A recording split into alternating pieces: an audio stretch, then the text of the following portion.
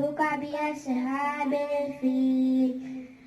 ألم يجعل كيدهم في تضليل وأرسل عليهم طيرا أبابيل ترميهم بحجارة من سجيل فجعلهم كعصف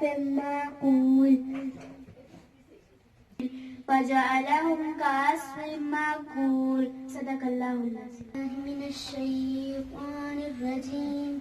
بسم الله الرحمن الرحيم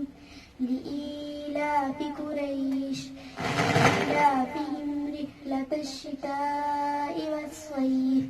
فليعبدوا رب هذا البيت الذي يطعمهم من جوع وآمنهم من خوف صدق الله العظيم. قل أعوذ برب الناس ملك الناس إله الناس من شر الوسواس الخناس الذي يوسوس في صدور الناس من الجنة والناس صدق الله العظيم. أمتي هم أشهر من كلمة آقا أتنى كلام سهله